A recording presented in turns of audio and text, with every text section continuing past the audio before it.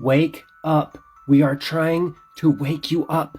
Thanks to fact checkers on USA Today, we have completely debunked the misinformation sparked by the conspiracies of this solar eclipse.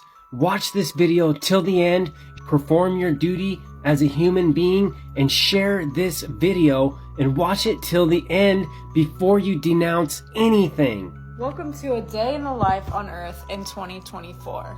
So early next week, the sun, which is 400 times larger than the moon, and coincidentally exactly 400 times farther away than the moon, will be 100% perfectly covered up by the moon during a total solar eclipse, because they appear exactly the same size in the sky, which is quite the coincidence, considering we are moving around the sun at 66,672 miles an hour, while the sun is hurling through a forever exponentially expanding space at 448,000 miles an hour, and the moon is just able to cover up the sun 100% perfectly, no more, no less. That is a bit of a coincidence if you ask me. Meanwhile, NASA will be firing 3 rockets into the total solar eclipse to study the air. And those rockets are named Apep, after the Egyptian serpent demon god of destruction and chaos. Don't believe me? Ask NASA for yourself. The mission is called Apep. The acronym was chosen because Apep is also the name of the serpent god from ancient Egyptian cosmology, who pursued the sun god Ra and every so often nearly consumed him, resulting in an eclipse. So they gave a very innocent and understandable reasoning for naming it Apep, but they forgot to mention that Apep represents the forces of chaos, death, and disorder. It's literally the opposite of light and good. It's pure evil. The serpent demon god of destruction is what they're naming the rockets that they're shooting into the sun after. But that's not all. Meanwhile, all of this is going on while NASA is shooting rockets into the total solar eclipse, and while the moon is perfectly covering the sun, CERN, who has a statue of the Hindu god of destruction right outside their door, will be firing up the largest machine in the entire world, the Large Hadron Collider. That's right, they are going to be firing billions of protons at each other at the speed of light in a 17-mile-long tunnel, trying to recreate the conditions 1 second after the Big Bang. And they are firing it up during the total solar eclipse. Besides the fact that they have the statue of the Hindu god of destruction right outside their door, I guess it's also just a coincidence that their logo is literally 3 sixes. And I guess it's also a coincidence that CERN is located in Geneva, Switzerland.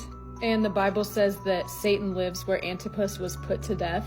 And Antipas was put to death at the Apollyon Temple in Geneva, Switzerland. But it goes even deeper than that. CERN and the Large Hadron Collider are specifically located in a city called St. Genus Poli. I know I'm probably butchering that. But that city translates to Apolliacum, which was a village temple dedicated to Apollo.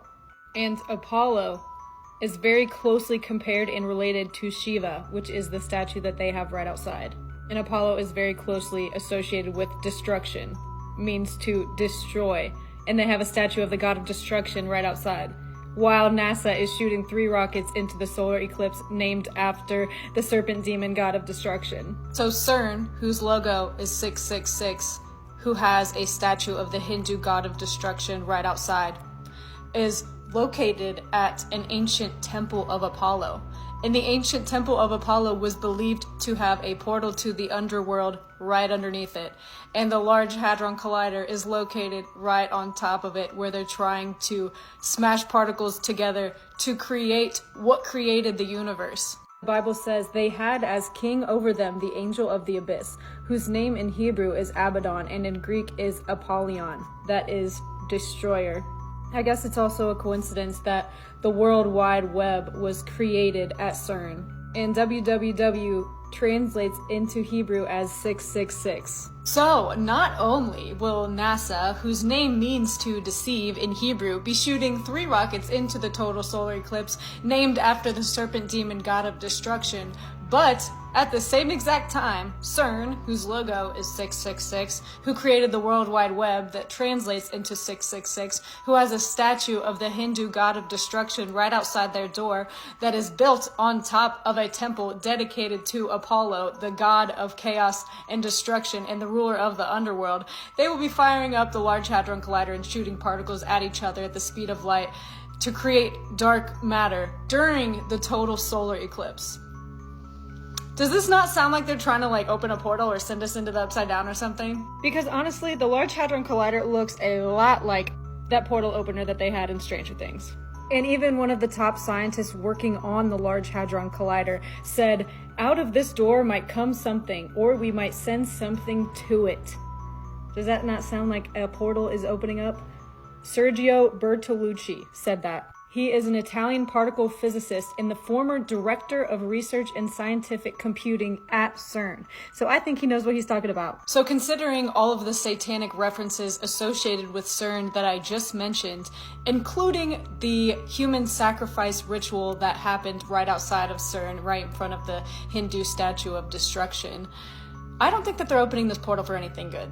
I'm gonna be honest. If you don't remember that CERN ritual happening, here's a video of it. I'm about to play it.